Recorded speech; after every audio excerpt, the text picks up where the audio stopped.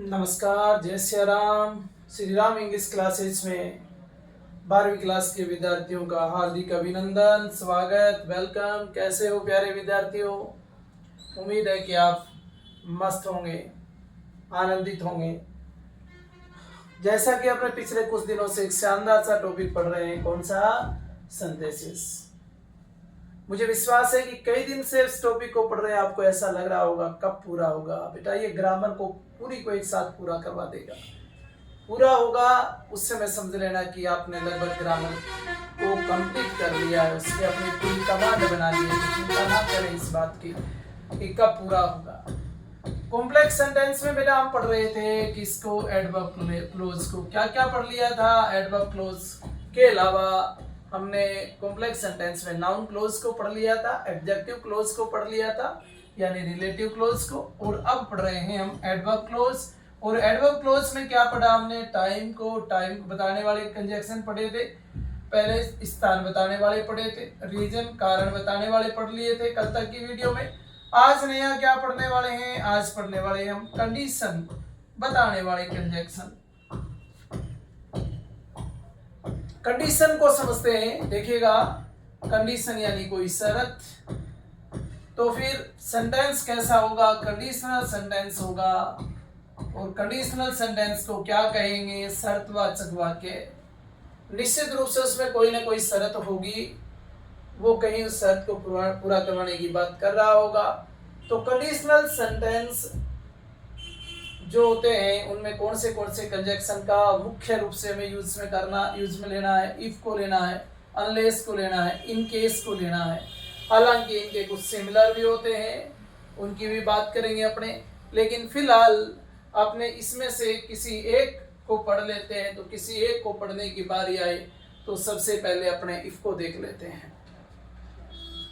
ध्यान देना बेटा, कंडीशनल सेंटेंस के अंदर, शर्तवाचक वाक्य के अंदर तीन तरह के सेंटेंस होते हैं। एक में ओपन कंडीशन होती है, एक में इमेजिनरी कंडीशन होती है, तो तीसरे में इम्पॉसिबल कंडीशन होती है। कंडीशन भी कितने प्रकार की होती है? तीन प्रकार की। तो एक तो ओपन कंडीशन होगी, एक इमेजिनरी कंडीशन होगी, एक इम्पॉसिबल कंडीशन होगी। तो वो खुली शर्त, काल्पनिक शर्त और ऐसी शर्त जो पॉसिबल नहीं हो सकती, इम्पॉसिबल है, जिसका पूरा होना इम्पॉसिबल है। तीन तरह की कंडीशन होती है। बहुत ही शानदार है, दमदार चीज है जिसको आप पढ़ने जा रहे हो आज। जिस कंडीशन की मैं बात कर रहा हूं, जो मैं आपको आज पढ़ाने जा रहा हूं, ध्यान क्या देना है? ये तीन बातें जो मैंने लिखी ना स्टार लगा के, E plus present future, E past plus would should plus V one, E plus past perfect would should have plus V three. ये ऊपर वाला इसको बोलते हैं ओपन कंडीशन, इसको बोलते हैं इमेजिनरी कंडीशन, और ये होती है इम्पॉसिबल कंडीशन। यानी ओपन कंडीशन होगी, इफ के बाद वाला सेंटेंस प्रेजेंट में होगा, एक और सेंटेंस जो होगा वो फ्यूचर में होगा। अगर इमेजिनरी कंडीशन है तो इफ वाला सेंटेंस पास्ट में होगा, एक और तरफ जो होगा वो would should plus V one होगी। और अगर मैं बात करूं इम्पॉसिबल कंडीशन की, तो इफ प्लस पास्ट परफेक्ट होगा, यानी इफ के साथ पास्ट परफेक्ट दिया होगा, would should have plus V three का प्रयोग करते हैं। तीन तरह की कंडीशन होती हैं, और तीन तरह की कंडीशन में तीन कंजक्शन तो आपको ध्यान में होने चाहिए। इनके अलावा इनके सिमिलर जो हैं उनकी भी हम बात करेंगे, लेकिन मुख्य रूप से पहले इन तीन की बात करेंगे। और तीन में ही आज हम बात करने जा रहे हैं किसकी? इफ की। सेंटेंस में पहले पढ़ लो, सेंटेंस को पढ़ लो, उसके बाद बताता हूं। You work hard, you will get success. आपको सफलता प्राप्त करनी है, और सफलता प्राप्त करने के लिए आपके सामने कोई शर्त रखी होगी, उस शर्त को पूरा करना होगा। आपके सामने शर्त है you work hard, you will get success. अब आपको बताना है कि शर्त ये शर्त है कि ऐसा करोगे तो ऐसा होगा, या ऐसा करोगे तो ऐसा होगा। इससे तो पता चल रहा है कि अगर ये वाला काम करेंगे तो ऐसा होना है। यानी यू वर्क हार्ड, यदि आप कठिन मेहनत करोगे तो यू विल गेट सक्सेस। तो इसका मतलब इस सेंटेंस से पहले किसका प्रयोग करेंगे? इफ का प्रयोग करेंगे, उसके बाद सब्जेक्ट आया इफ यू, फिर verb, if you work hard you will get success, if you work hard you will get success. देखो हमने क्या लिखा है, इफ लिखा है सर। उसके बाद प्रेजेंट टेंस है क्या, बिल्कुल ये वर्ब की फर्स्ट फॉर्म रही। उसके बाद फ्यूचर टेंस है क्या, ये देखो सर यू विल है। इसका मतलब हम इन बातों को पूरा कर रहे हैं। अगर आपको सेंटेंस मिलेगी, एक तरफ वर्ब की फर्स्ट फॉर्म दे रखा है, एक तरफ विल सेल दे रखा है, तो समझ जाना उसमें इफ का प्रयोग करना है। और ये देख लेना कि कौन सा सेंटेंस ऐसा है जो कंडीशन रख रहा है आपके सामने। ये कंडीशन है, अगर आप ये ऐसा करोगे तो ये इसका रिजल्ट है। एक तरफ शर्त होगी और उस शर्त का दूसरी तरफ परिणाम होगा। उन सेंटेंस को कंडीशनल सेंटेंस कहते हैं। और आपको ये ध्यान रखना है कि इफ मुझे किस में लगाना है। अगर ये सेंटेंस उधर होता और ये इधर होता तो भी कोई फर्क नहीं पड़ता। हम ऐसे भी कर सकते थे, you will get success if you work hard, if you work hard.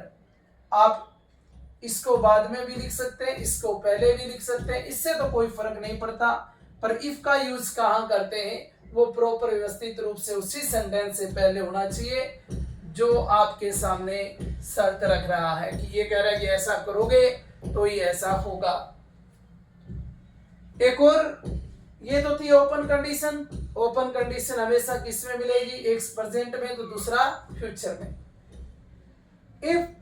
You worked hard you got success. आप देखना इसमें वर्ब की सेकंड फॉर्म का आना बतलाता है कि पास्ट टेंस है। और इसमें भी वर्ब की you worked hard you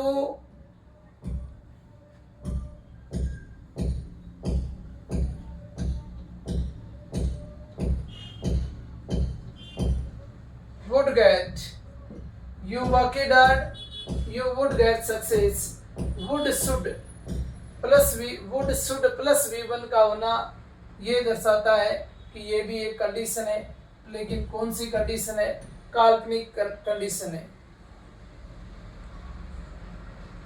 if you worked hard, if you worked hard you would get success। Sorry, माफी चाहूंगा, दोबारा देखना। सेंटेंस कैसा भी भले ही आए, हालांकि अपना गलत नहीं है। सेंटेंस में भले ही यहाँ क्या दिया हो, सीधा ही गोट दिया था, मैंने ये कर दिया, इसमें करने की जरूरत ही नहीं। ऐसा ही था, दोनों तरफ मैन वर्ब की सेकंड थी। You worked hard you got success. आपको इसको गोट को बदलना पड़ेगा वुड गेट में। जब आप इसके साथ इफ कंजक्शन का प्रयोग कर रहे हैं तो आपको करना था if you work hard you would get a success. अब देखो इसमें वर्ब की सेकंड फॉर्म है, दूसरी तरफ वुड प्लस V1 है। और ऐसा कब करना है, जब आपको ये वर्ब किस में मिले, वर्ब की सेकंड फॉर्म मिले, यानी इसमें एक पार्ट किस में मिल जाए, आपको पास्ट में मिल जाए। तो दूसरी तरफ क्या आएगा, वुड शुड प्लस V1। तो इसको बोलते हैं बेटा इमेजिनरी कंडीशन। और तीसरी कंडीशन होती है इम्पॉसिबल कंडीशन। जो इम्पॉसिबल कंडीशन होती है वो पास्ट परफेक्ट वुड शुड के साथ है, आपको इसमें यूज करना है। देखो you had worked hard you had got success, तो इसके अंदर आपको पास्ट परफेक्ट नजर आ रहा है। और ये शर्त है कि आप ऐसा करोगे तो ऐसा होगा। तो इस शर्त को पूरा करने के लिए हमें इससे पहले इफ लगा देना है। If you had worked hard, और जैसे ही यहाँ हैड आ गया, पास्ट परफेक्ट आ गया, इसका मतलब आगे क्या आना है, would should have plus V3। You would have got success. एक बार दोबारा ध्यान दीजिएगा, क्या ध्यान रखना है, यहां देख लेना कि फर्स्ट फॉर्म दी हुई है क्या सेंटेंस में, दे रखी है जी, इधर विल शैल दे रखा है, तो फिर ये वाला सेंटेंस प्रेजेंट में ही रहना है और ये फ्यूचर में ही रहना है, इफ का प्रयोग कर देंगे। अगर मैं इस सेंटेंस को यूं लिख देता, ये विल यहां से हटा देता और ये आ जाता, you work hard you get success, तो आपको विल अपनी तरफ से यहाँ लगाना होता। इफ का जब प्रयोग कर रहे होते आप, शर्त का तो पता ही चल रहा है, और इफ का जब अपने प्रयोग कर रहे हैं तो if you work hard you will get success, आपको ऐसे बनाना पड़ता। एक तरफ प्रेजेंट तो दूसरी तरफ फ्यूचर आपको करना ही करना होता, ये ध्यान रखना है। You worked hard you got success, दोनों तरफ पास्ट, इससे ये पता चल रहा है कि ये कौन सी शर्त है। इस शर्त को क्या बोलते हैं, इमेजिनरी शर्त, इमेजिनरी कंडीशन। तो इसमें फिर आपको किसका प्रयोग करना होता, if you worked hard you would have, या सॉरी यू वुड या शुड प्लस V1 का प्रयोग करते, गोट का हमने गेट कर दिया, वुड कर दिया। अगर आप जब दोनों सेंटेंस पढ़ रहे हैं, you had worked hard you had got success, आपको एक तरफ या दोनों तरफ पास्ट परफेक्ट नजर आए तो समझ जाना कि आपको एक तरफ वुड हैव या शुड हैव का प्रयोग करना पड़ेगा। कौन सी जगह होगा, शरत किसमें है, ये काम आपको करना है, ये आपका परिणाम है। तो शरत जिसमें उससे पहले इफ लगा दो, if you had worked hard, और शर्त वाले सेंटेंस को पास्ट परफेक्ट का बनाना है, और जो दूसरा सेंटेंस है उसके साथ वुड हैव या शुड हैव हैड की जगह कर देना है। तो हैड की जगह अपने वुड हैव कर दिया, गोट ए सक्सेस। उम्मीद करता हूं कि कंडीशन वाली बातें आपको समझ आई होगी। अगर यही सेंटेंस ये होता, I were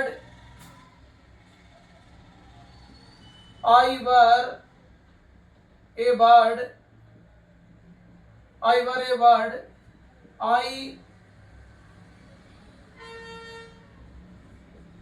would fly in the sky, तो आप समझ जाते, I were a bird I would fly in the sky कौन सा सेंटेंस था, आप समझ रहे हो।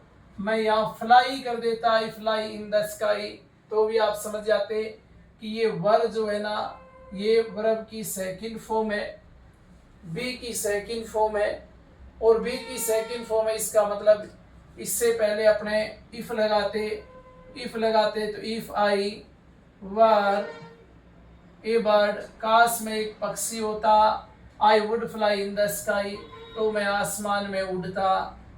कौन सी शर्त है, ये इमेजिनरी शर्त है, ये कह रहा है कि काश मैं पक्षी होता तो मैं आसमान में उड़ता।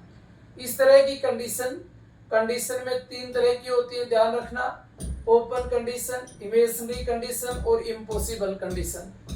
इन तीनों को वैसे तो ध्यान में रखना है, पर इनको याद करना नहीं है कि ये नाम होते हैं, नहीं पूछा जाएगा आपसे, तो केवल सेंटेंस दिया जाएगा। सेंटेंस में ये देखना है कि क्या उस सेंटेंस को प्रेजेंट में और फ्यूचर में दिया है। अगर दिया है तो समझ जाना कि इस सेंटेंस में ओपन कंडीशन है। कंडीशन को समझने के लिए आपको सेंटेंस पढ़ने पड़ेंगे, और सेंटेंस पढ़ने के बाद आपको ये निर्धारित करना होगा। अब एक तरफ पास्ट दिया है या फिर दूसरी तरफ वुड शुड प्लस V1 दिया है, तो समझ जाना ये इमेजिनरी कंडीशन है। इसमें इफ के साथ आने वाला सेंटेंस जो है वो पास्ट सिंपल में आएगा, और दूसरा सेंटेंस जो है उसमें वुड शुड प्लस वर्ब की फर्स्ट फॉर्म रहनी है। तीसरी शर्त इम्पॉसिबल कंडीशन, उसके अंदर आपको ध्यान रखना है कि या तो आपको दोनों सेंटेंस पास्ट परफेक्ट में दे देंगे, या किसी एक सेंटेंस में पास्ट परफेक्ट दे देंगे, या एक सेंटेंस में would have should have they देंगे। तो आपको समझ जाना है कि इसमें कौन सी कंडीशन है, तो ये कौन सी कंडीशन हो जाएगी, इस कंडीशन को बोलते हैं इम्पॉसिबल कंडीशन। और इफ वाले सेंटेंस ठीक इस तरह से पूछे जाते हैं जब कंडीशन की बात आती है। उसके बाद अनलेस वाले पढ़ेंगे अपने, उसके बाद इन केस वाले पढ़ेंगे, और कुछ इस इफ के जो सिमिलर वर्ड होते हैं जिनको देखकर यूं लगता है कि इनको हमने पढ़ा ही नहीं, हम उनकी भी चर्चा करेंगे। लेकिन आज की क्लास में बस इतना ही। आज के लिए इतना ही, फिर कल मिलते हैं एक नई क्लास के साथ। तब तक के लिए जय सिया राम। सभी विद्यार्थियों से एक बार पुनः कि मैं बार बार आपको बता रहा हूँ 9602099279 इस कॉन्टैक्ट नंबर को याद रखना। अपने इस चैनल को सब्सक्राइब रखना। आने वाले समय में मैं आपके लिए उपलब्ध करवाने वाला हूँ इन सभी के नोट्स, बढ़िया शानदार बहुत सारे एग्जाम्पल के साथ। तो अगर ये सब आपने चैनल पे आप बने रहते हैं और अपना टाइम स्पेंड करते हैं तो निश्चित रूप से आपको वो नोट्स भी मिल जाएंगे और आपकी ग्रामर भी स्ट्रॉन्ग हो जाएगी। चलो, धन्यवाद।